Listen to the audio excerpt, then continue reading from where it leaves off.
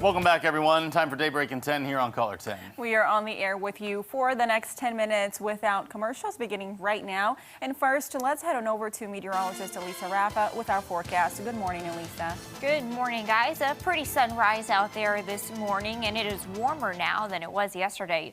It's 64 degrees in Springfield with the sun shining. Southerly winds and still some comfortable dew points. Temperatures are about 5 to 10 degrees warmer now than they were yesterday. 60 degrees in Fort Leonard Wood, 63 in Branson, and 62 degrees in Monette. You're still feeling pretty comfortable with these dew points in the middle and upper 50s. It is stickier with dew points in the 60s to the south and west, so you're finding a little bit of a sticky feel on the muggy meter map to the west, but most of us feeling comfortable. On the patio today, you'll have some clouds, temperatures warmer, a little bit more sticky, 86 degrees out there this afternoon with a few clouds. Now by tonight, you'll have some scattered showers and storms. Could be looking at some heavy rain by tomorrow morning with a storm threat early tomorrow afternoon. Temperatures stay in the 80s, so we're turning warmer and more humid today with a storm threat tonight into tomorrow.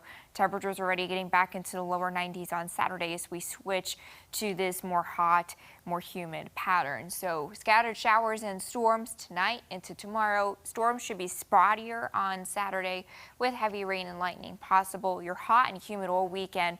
Temperatures in the 90s will feel closer to 100. This heat returning in the big way this weekend, going into early next week with our average at 90 degrees. So again, that fall feel dissipating, the heat and humidity coming back pretty much starting today. Storm chances tonight, Friday, Saturday.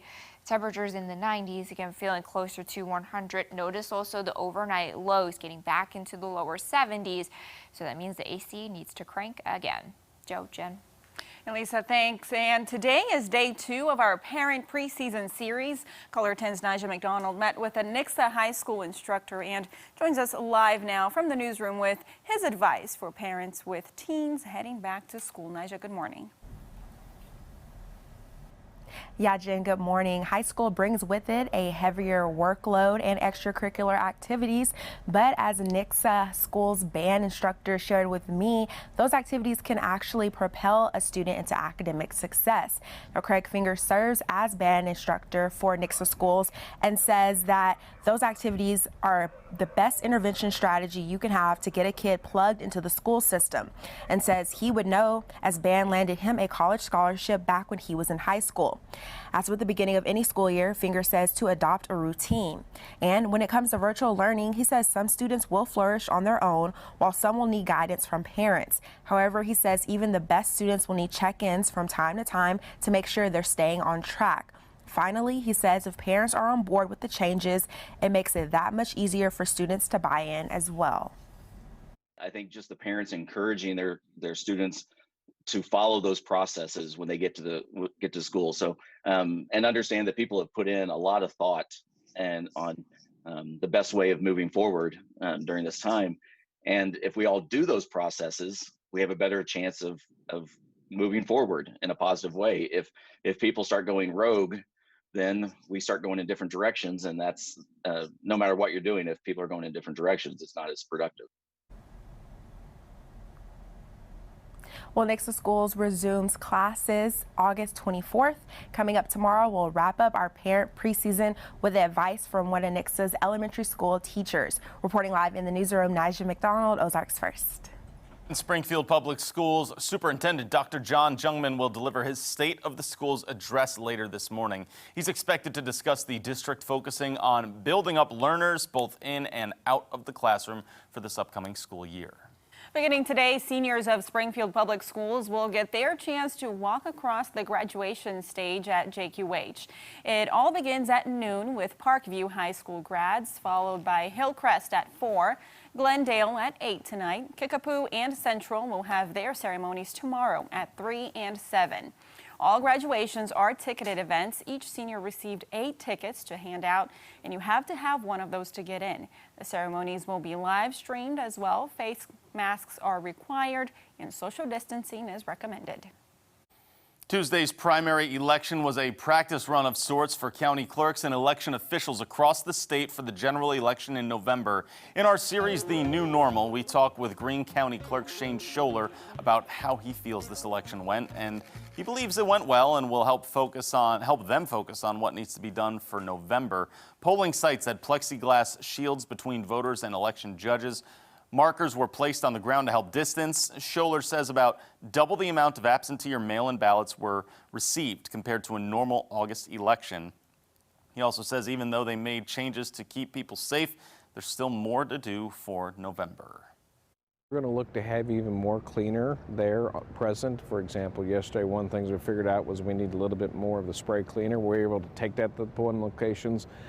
We thought we had enough to start the day with and be able to end the day with, but that was one of the adjustments we had to make. So we'll take a look at that. We'll also make sure, do we have enough people to make sure they can keep up with the voters as they come in throughout the day. But Scholler says they'll be meeting later this month to assess what went well and what the county can improve on for November. Looking at news from around the Ozarks, an Illinois man died yesterday at the Lake of the Ozarks after being hit in the head by an anchor. The Highway Patrol report says 55-year-old Craig Gaffman attempted to drive his boat with the anchor still in the water. The tension in the rope caused the anchor to leave the water, hitting him in the head. He was taken to the hospital where he died from his injuries. On to some news from around the region. 2 school resource officer positions get rejected in Fayetteville, Arkansas. The Fayetteville City Council looked at a resolution to fund 2 police officers to work at the district. A grant would have provided $250,000 to fund them, and then the city and school district would have paid the remaining $312,710. The resolution ended up failing in a council vote. Well, huge piles of undelivered mail are sitting charred and damaged by water at Kansas City's distribution center. That's in a picture that an activist says she received recently. Community activist Teresa Perry says she was sent the images from anonymous workers concerned about the burned and soaked first-class mail piled up in bins. One of her first thoughts were on the election, worried mail-in and absentee ballots could be in ruins. Oh my God. Is it gonna get, to the election board on time? Is stuff gonna get done right? And, I just said, hey, let me call you all. It was told to me, so I said, I gotta do something. The post office says a large mail truck caught fire about a month ago. Hundreds of items were damaged, and the first thing they looked for were critical federal documents or election ballots, and none were found, they said. USPS also says it's going through each piece of mail and working to notify the senders.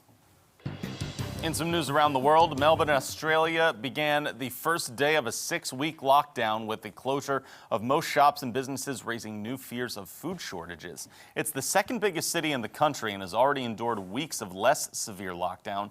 Shops were boarded shut and streets were deserted in the city of about 5 million people, which reported 471 new COVID-19 cases and 8 deaths in the last 24 hours.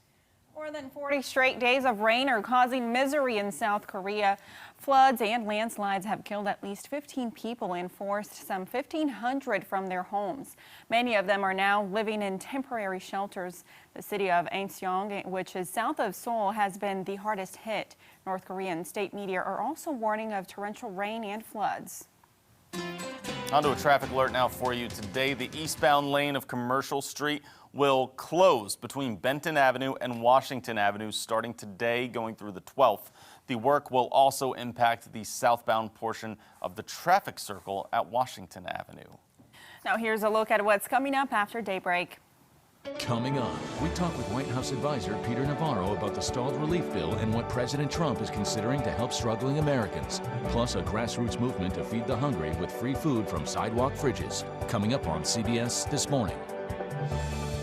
Taking this time now to look at what's trending, what you might notice online. A lot of talk about what's happening at Hy-Vee's in certain locations, right, Jen? Yes, Hy-Vee announced they will be accepting SNAP at all of its stores. So they have before, but now if you have SNAP, what you can do is have curbside pickup. So that is the new option. You can shop online using SNAP benefits. Hy-Vee is doing this. Also saw that in Utah, it looks like all stores in that state will be doing the same, that now you can use SNAP for online grocery store, but online grocery shopping. And then all Hy-Vee stores, which we have some here in Springfield and this area, are also doing the same now. That's right. A lot of curbside pickup happening everywhere still after several months. And then also big time social media happenings. Yeah? The Reels on Instagram. This is the Instagram version of TikTok. That's right. So what are your thoughts? Do you have TikTok? Well, I don't, because I was concerned about the data issue and the safety issues people are talking about. I'm not creative and young enough. I'm really like a grandma inside. Not creative and young enough? Who are you? Joe, how's your TikTok game? I jumped off of TikTok, guys. No thanks Okay, to it wasn't that. even on there. You could even do Reels are weather on things Instagram, on there. though. You can do that. I could. There you Yeah. go. Do weather updates. There you go. On TikTok, right? 86 degrees today, warmer and stickier. All right, everyone. Thanks for starting off your Thursday morning with us here on Daybreak.